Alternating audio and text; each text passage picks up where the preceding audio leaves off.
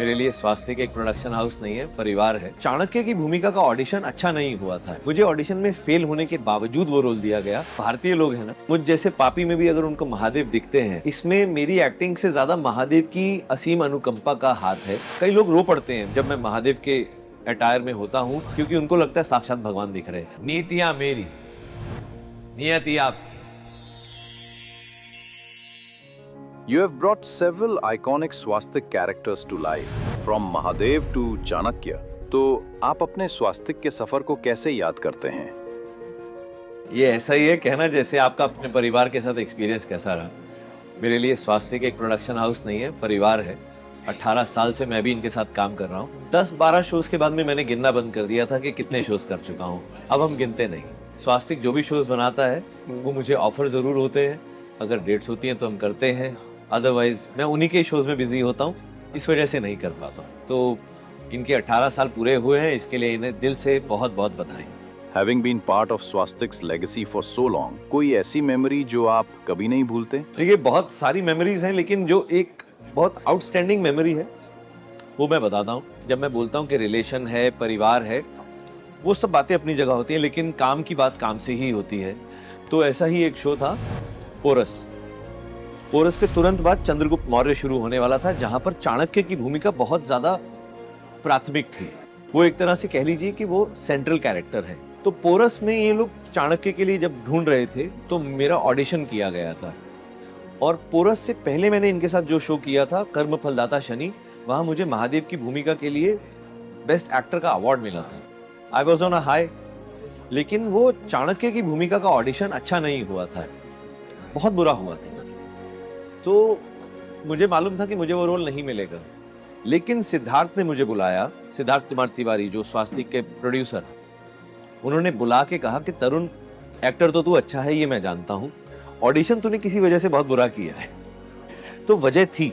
तो मैंने बताया कि यार वो बहुत लंबा सीन था, मैं इतना लंबा सीन करना नहीं चाहता था, बिकॉज मुझे उसके अभी मैनरिज्म मालूम नहीं थे।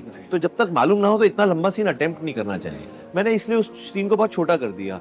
छोटा करने की वजह से भाव खत्म हो गए। तो वो समझ गया।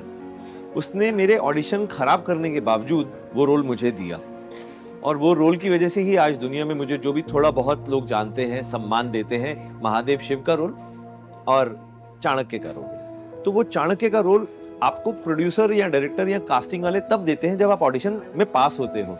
मुझे ऑडिशन में फेल होने के बावजूद वो रोल दिया गया। तो ये एक आदमी की कन्विक्शन कह लीजिए, अपने खुद की एबिलिटी पर उसका बिलीव कह लीजिए। सो सैल्यूट टू दैट। आपने महादेव का रोल कई शोज में निभाया है। क्या आप इस रिकरिंग रोल को ज्यादा रिस्पॉन्सिबिलिटी समझते हैं या फिर एक डिवाइन ब्लेसिंग? जिम्मेदारी इस चीज की है कि कहीं मेरे से ऐसा कुछ सीन ना हो जाए जहां महादेव की गरिमा में इतना सा भी कुछ कम हो जाए, उनकी गरिमा में इजाफा हो, बढ़ोतरी हो। ये मेरी जिम्मेदारी है, और ब्लेसिंग तो हर सेकंड है सर। फैंस अक्सर आपको रियल लाइफ में महादेव समझते हैं। ये इमोशनल कनेक्शन आप पर कैसे असर करता है? देखिए हमारे जो भारतीय लोग हैं ना, चाहे भारत में रहते हो या दुनिया में कहीं भी रहते हो, बहुत सीधे लोग होते हैं और भगवान को मानने वाले लोग होते हैं। तो मुझ जैसे पापी में भी अगर उनको महादेव दिखते हैं तो ये इसमें मेरी एक्टिंग से ज्यादा महादेव की असीम अनुकंपा का हाथ है। तो मैं हमेशा हाथ जोड़ के, और कई बार तो रो भी पड़ता हूँ, because I am a very emotional person. तो मुझसे बड़ा मुश्किल हो जाता है कि जब कोई आके मेरे पाँव छुए।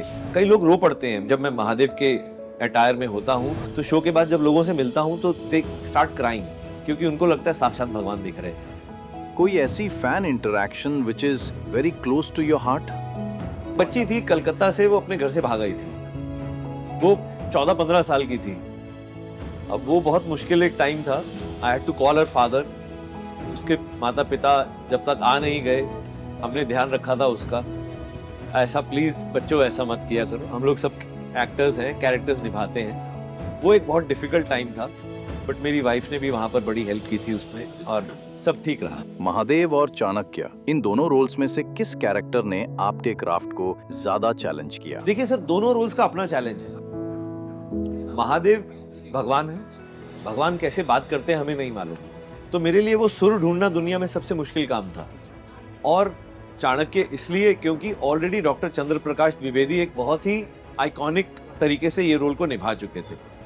अब उस रोल को ऐसे करना कि लोगों को अखरू ना, मैं उनसे अच्छा तो नहीं कर सकता, ना मैंने किया है, लेकिन उनके आसपास भी पहुंच सकूं, वो बहुत जरूरी था। और क्या होता है, जो पहला करता है ना, उसकी जो छाप होती है वो बहुत मुश्किल से लोगों के दिमाग से निकलती है। तो मुझे यही बहुत बड़ी बात लगती है कि लोग ये कहते हैं कि तुम निभा गए ठीक से, तुम अखरे नहीं हमें। तो इसलिए मेरे लिए बड़ा चैलेंज चाणक्य था। चाणक्य के डायलॉग्स तो आइकॉनिक हैं। आपका फेवरेट डायलॉग कौन सा था और क्यों? मैं सीरियल के अंत में चाणक्य नीति एक बोलता था, तो वो चाणक्य नीति आप लोगों के साथ साझा कर सकता हूँ। क्या कभी सोचा है आपने कि क्यों हम हीरे को मुकुट में धारण करते हैं, आभूषण पहनकर गले में सुसज्जित करते हैं? क्या ऐसा केवल इसलिए है कि हीरा देखने में सुंदर है? तो सुंदर तो देखने में पुष्प की पत्तियां भी होती हैं, परंतु उन्हें हम तोड़कर अपने कदमों के नीचे बिखेर देते हैं, रौंद कर चले जाते हैं। परंतु क्या हीरे के साथ ऐसा कर सकते हैं? नहीं। क्या कारण है इसका? कारण है कठोरता।